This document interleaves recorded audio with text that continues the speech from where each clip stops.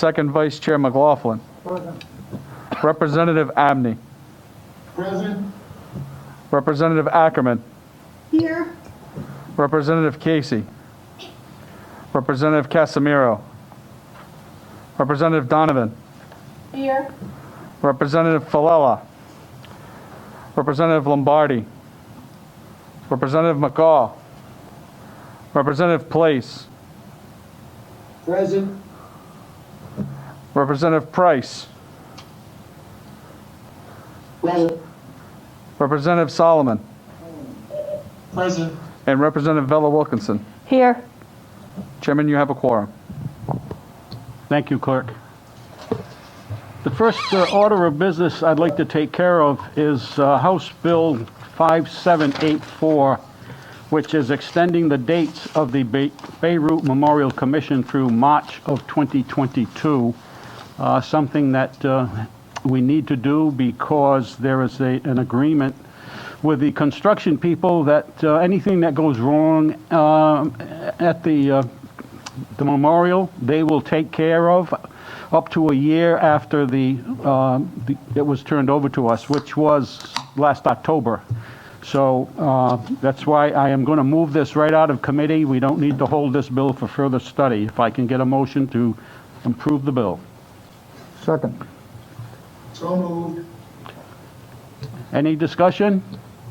All those in favor, say aye. Aye. Roll call. Oh, I'm sorry. I'm sorry. I need to do a roll call vote. Clerk, roll call vote. Chairman has an arrow. Yes. First Vice Chair Tabone. Is that a yes? He's muted. It looked like a yes, but All right. that's a yes. Second Vice Chair McLaughlin. Yes. Representative I Abney. read lips. Yes. Representative Ackerman. Yes. Representative Casey. Representative Casimiro. Representative Donovan. Yes. Representative Falella. Representative Lombardi. Yes, and I'm present, please. So moved. Representative McCaw. Representative Place. Yes. Representative Price. Yes. Representative Solomon. Yes. And Representative Bella Wilkinson. Yes. 11 in favor, 0 against. The motion passes. Thank you. Could someone give Chairman Casey a phone call with the link to the meeting? He's texted and asked me for the link to join the meeting. Thank you. At this point, I would like to entertain a motion to hold for further study the rest of the calendar, which is House Bill 5487, 5669, and 5928. I'll make that Second. motion, Second. and we have a second. Any discussion? Roll call vote. Chairman has an arrow. Yes. First Vice Chair Tabone.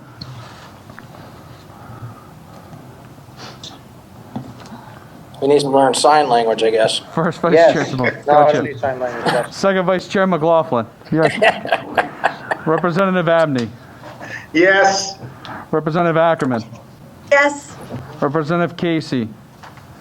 Representative Casimiro. Representative Donovan. Yes. Representative Falella. Representative Lombardi. Yes. Representative McCaw. Representative Place. No. Representative Price. Hold on. Could you continue? Yep. Representative Solomon. Just hold the bill? Yes, Representative, we're holding the bill. Yes. Yes for Representative Price. And Representative Bella Wilkinson. Yes. 10 in favor, 1 opposed, the motion carries. Thank you, Clerk. First House bill is House Bill number 5487. It is by our own Bella Wilkinson, and it is an act relating to state affairs and government, Rhode Island Military and Veterans Affairs Oversight Commission. creates a 9-member permanent joint Military and Veterans Affairs Oversight Commission to oversee operations of the Rhode Island Office of Veterans Affairs and fiscal oversight of military affairs and defense. Chairwoman Bella Wilkinson.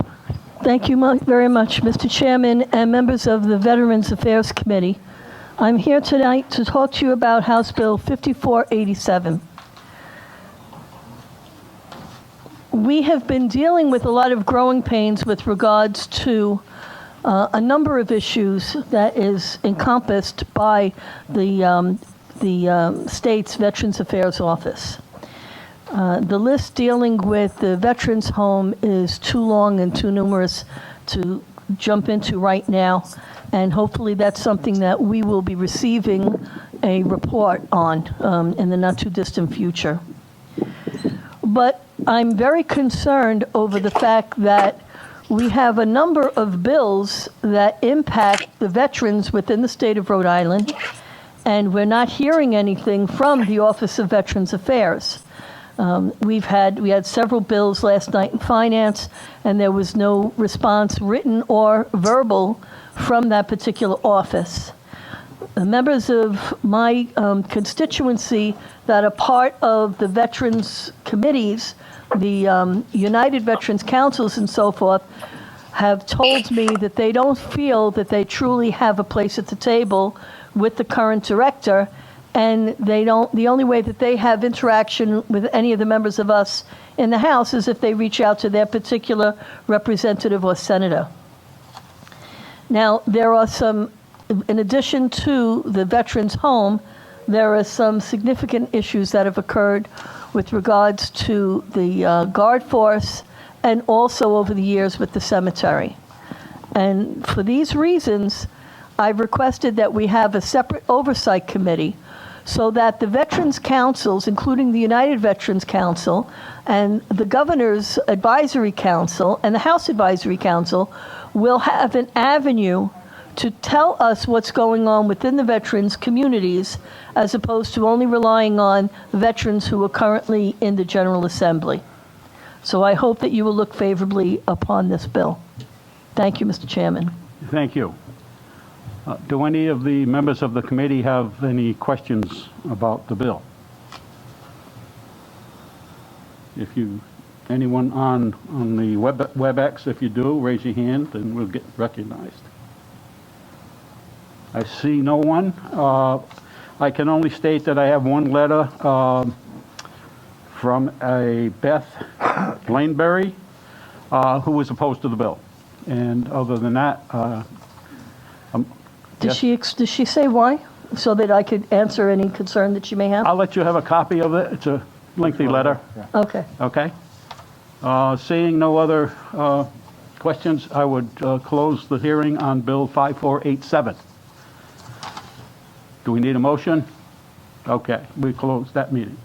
Okay, House Bill 5669 by myself is an act to amend the language of the lease of the Benefit Street Armory between the state of Rhode Island and the Providence Marine Corps of Artillery. It authorizes the Department of Administration to amend the lease to the Providence Marine Corps Artillery to use the hall for promotion of the arsenal and to sublease the rented space. This came to me last year, but of course because of the COVID situation, I think I introduced it, but it never went anywhere because we couldn't meet. But I'm opening up the meeting for suggestions or comments about the bill. They are looking to get some revenue out of there so they can keep this place operating. As you know, most of the armories, and we have one in Westerly that they are dependent upon money where they rent space out to keep the place running, and they do a great job. So this would amend, like I say, amend a lease back in 1852, I believe, was the year the lease was drawn up. So it's a little amendment in 2021, I think, would be appropriate. But I'll take any questions or suggestions at this time. Anyone? Anyone objecting to it? Everybody, any opposed, or just, Yes, Rep. McLaughlin. Chairman, thank you. I would imagine it would be for the betterment of the Marines that are, currently occupying it, and what type of functions would they be having? Did they indicate that, or? No, they did not indicate, but what they're looking for was to sublease some space. Sublease that's on to- benefits side of the street. Preferably Bring in some money for it. Preferably, top priority would be other veterans organizations. I would think so. Thank you so much. You're welcome. Chairman Casey, you are recorded as present, and we voted out Bill, I'm sorry, it was a resolution that extended the reporting periods of the Beirut Memorial Commission to 2022. That was voted out. Do you vote in favor or against that?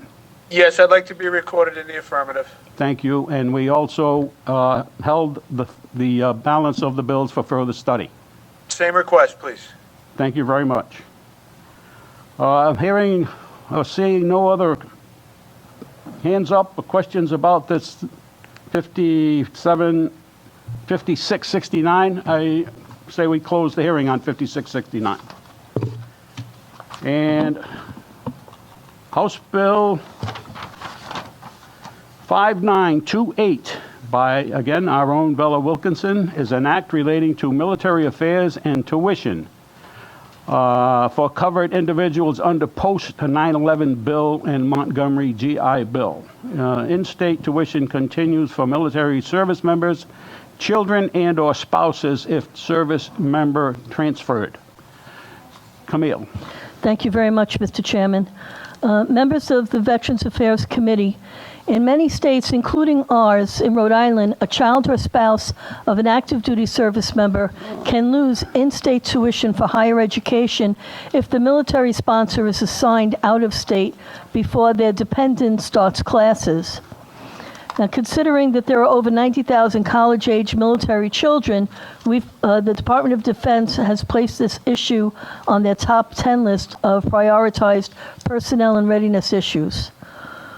Many times in the House, we have opportunities to wrap our arms around the veteran community, retirees, and other military people who have settled in the state of Rhode Island.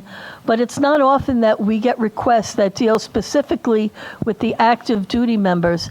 And this bill comes directly to us from the Department of Defense. In many states, students with a military sponsor stationed in that state are given an in-state status for tuition purposes. In addition, they may not have met the requirement to become a resident in the state, and they're forced to pay out-of-state tuition rates. Eligible active duty military and veterans receive in-state tuition rates at URI, CCRI, and RIC immediately upon establishing residence in Rhode Island. Historically, public institutions only use the terminology such as enrolled or continuously enrolled rather than accepted. And this causes a problem since a student that's been accepted has not yet had the opportunity to enroll. Thus, if the sponsor retires, leaves the military service, or has a change of station out of state between the student receiving the letter of acceptance and the beginning of classes, the student receiving the letter of acceptance can lose their in-state status, causing undue financial hardship to the military family or further limiting the school choice for our military college-age students. The bill before you closes that loophole so that when the military sponsor receives orders for an out-of-state change of station for the period between the dependent students receiving a letter of acceptance and the start of classes, during the period that dependent student would lose in-state status without the clarification that's in this current House bill. The act would also codify children and spouses of active military members assigned to duty in Rhode Island can continue to attend public post-secondary education in Rhode Island as in-state residents upon the service member's reassignment elsewhere, as long as the child or the spouse remains continuously enrolled in the Rhode Island institution. So the state of Rhode Island would still have the benefit of the household remaining in the state. Currently, there's 26 states that have incorporated language that addresses this discrepancy. Rhode Island is a state that has long been a home, permanent and temporary, to the worthiest men and women in the United States military who serve and sacrifice for our country. It's only fit and proper to favorably report this bill so that it may join these other 26 states and honor such service members, their families, and their dependents that are or will be residents of the Ocean State. Let's please move favorably on House Bill 5928. Thank you. Thank you, Mr. Chairman. Thank you, Camille. Anyone have any questions for the sponsor of the bill at this time? Yeah, I do, Sam. Yes, Chairman. This is Marv. Camille, I just got a question. Are we just changing a word in the bill to make this happen? Or because I think you said that some states can allow this, some don't. But is it just a change of a word? I mean, what else are we changing? Thank you for the question, Chairman. Yes, in looking at the language in the state, it would be a matter of using the word accepted as opposed to enrolled or continuously enrolled in order to ensure that the dependent has access to in-state tuition. No. And that happens if the service member, him or herself, moves out of state for whatever reason and then terminates from the service for whatever reason. Would that affect that person who was enrolled as opposed to accepted? I don't see it to change. If the person, I'm sorry, I want to envision what you're saying. So if the military member leaves military service after transferring out of state, is this what you're saying? Yeah, if for example, I come to Rhode Island and I have my family, my kids here, and then my college age kids, get enrolled in a school here, and I'm transferred somewhere else. But after I get through with my assignment, and a lot of things can happen to a military person, something happens, and then I'm out of the military, but my family is still here. I'm just trying to make sure that I understand the connection. Would those kids still be able to finish their schools here in Rhode Island, or would it terminate when the service member, him or herself, leaves active duty? Because it does happen sometimes.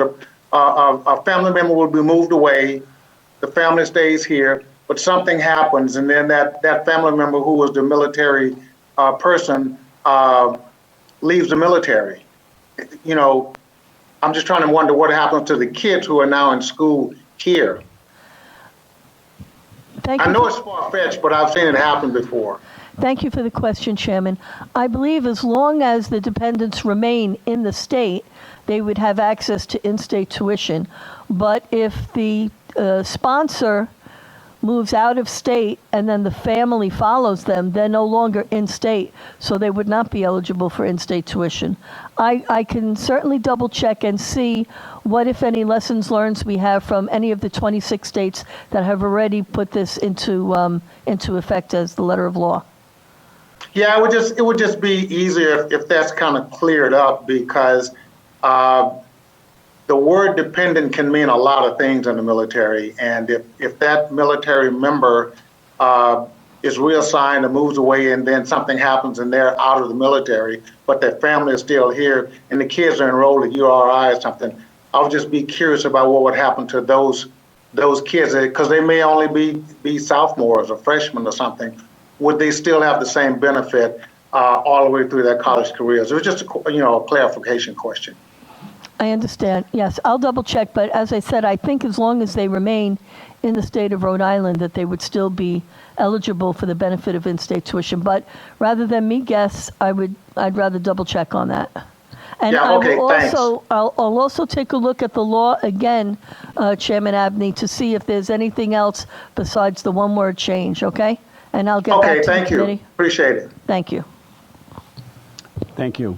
Camille, I just have a question on the bill where you've gone down about halfway down the page, and we've crossed out tuition for covered individuals under post 9/11 GI Bill and Montgomery GI Bill, and in its place is tuition for covered individuals to include under post 9/11 GI Bill and the Montgomery Bill. What line are you on, please? What page? It's right on the front page. It's right about in the middle here. I Chap- see. Chapter 30-30-3, I'm right under that. Okay. All right, so you're confused on line? Well, I'm just wondering why are we changing that? when it- Because we're looking at including dependents as opposed to just the veteran who's covered under post 9/11 GI Bill and Montgomery GI Bill. Okay. Right. Okay. There was another question too I had on page 192, where it extends such educational benefits to dependents of the military. The language on page 2 at lines 9 and 19 be changed from child to dependent.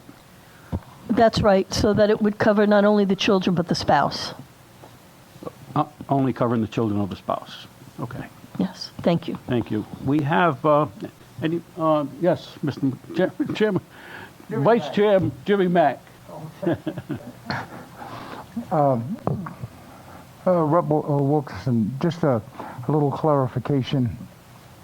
And in reference to Chairman Abney's comments, things that could presumably, come up in reference to ETS. Someone's deployed, okay, the ETS comes up, they choose retirement, circumstances like KIA killed in action, basically a person that's sold it as TDY, temporary tour of duty. Do you think these things need to be implemented, or would, as far as the language, of the bill, could we combine everything into a general terminology? So you're asking that we add a definitions portion to this to include TDY and so forth? At your consideration, yeah, I think it would make it more specific, to the bill. A lot of times, so the different duty stations is, parents are left there, and God forbid, they get deployed to a war zone, and a lot of things can happen. So, Yes. all right. Yeah, Thank you so much for your, I'll your add some clarifying language to it. Absolutely, Rep. Thank you Thank you. for the suggestion. Does anyone else on the committee have any questions? Seeing none, we have a person named Christopher Arnold from. I put my hand up. Hello. Sorry, I didn't see any hands up. Hello? Good afternoon, Mr. Chairman. Is this Mr. Arnold? Yes, it is, sir.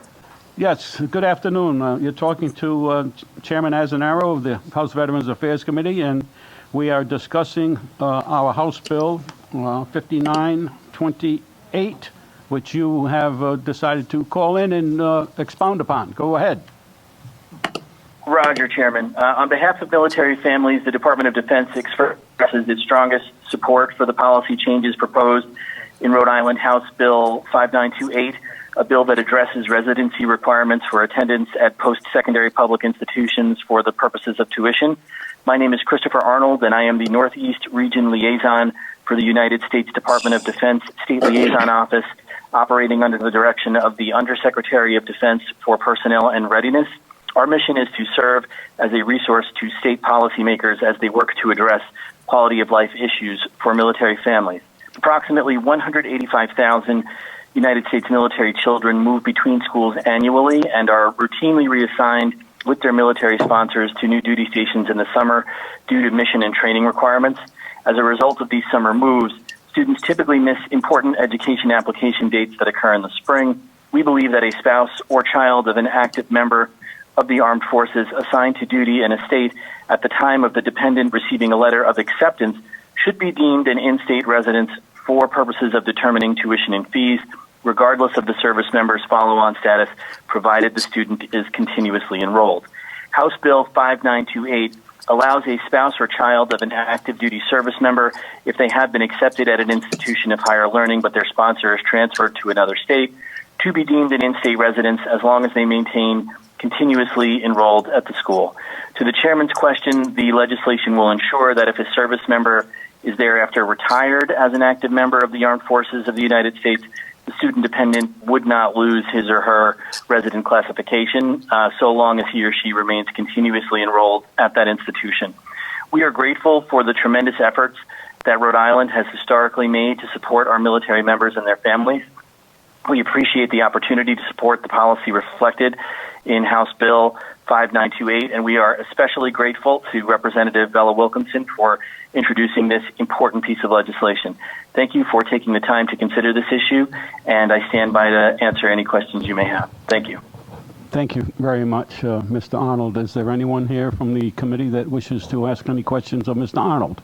Yes, come here. Mr. Chairman, can we ask Chairman Abney if he would redirect his question to Mr. Arnold regarding what happens if the member doesn't return to the state? I think that would be appropriate. Chairman Abney, would you like to direct your question to Mr. Arnold? Roger. So the best practice, that has been identified from other states is to ensure that the spouse or dependent child shall not lose their resident classification so long as they maintain continuously enrolled at the institution. Therefore, regardless of the next duty station, whether that is another active assignment or whether the service member subsequently retires and moves out of state, or PCSs or ETSs in another state, the dependent spouse or child will not lose that resident classification so long as they maintain continuously enrolled.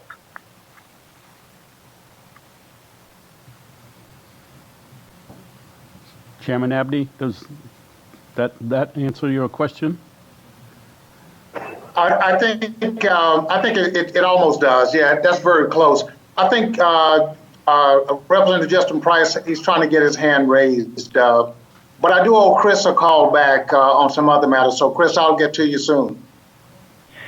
Roger, Chairman. I appreciate it. Thank you. You got it, young man. Roger out. Okay. Mr. Chairman, I do think Justin Price has been trying to raise his hand. So I think he should be recognized. Yes, Representative Price, I can't see your hands, but you have a question? Please proceed. Can you hear me? I can hear you now. Oh, good. Well, I got a new computer on order with a camera, and everything is going to work, so I'll be able to see me in the future. But thanks for recognizing me. Thank you, Chairman Abney, for bringing that to the attention of the committee. My question is, when waving at you, but you can't see me.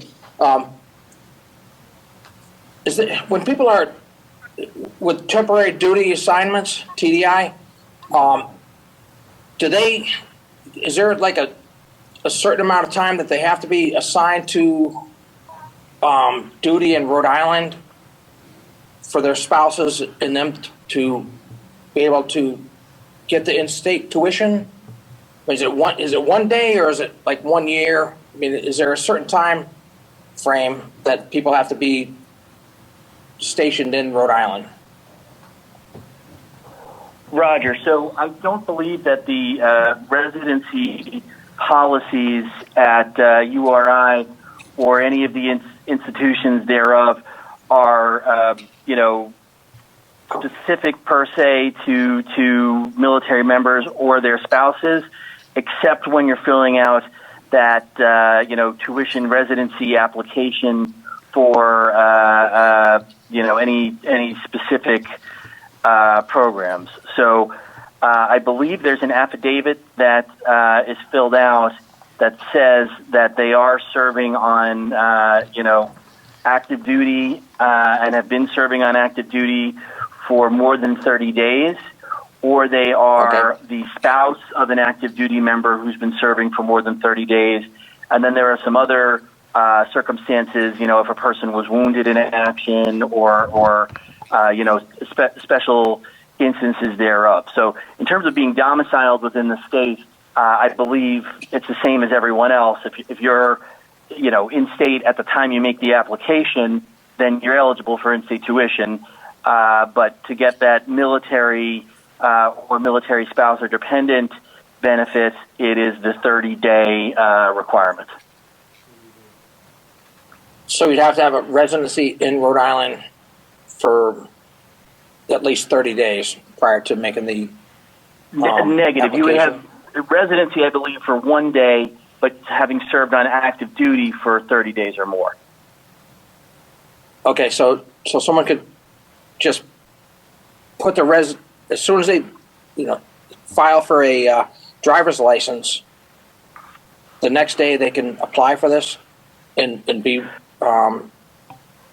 So presently, yes, but that's the issue, is that if I'm coming in and I'm not going to arrive until October, that's not going to work for me. So the idea behind this bill is that they would have that residency status, at the time that they're accepted, as opposed to the time that they're physically present. That's the first best practice that's encompassed by this bill. No, I certainly appreciate it. I mean, I've been through the whole transfer of duty stations and everything. I know it's a real trying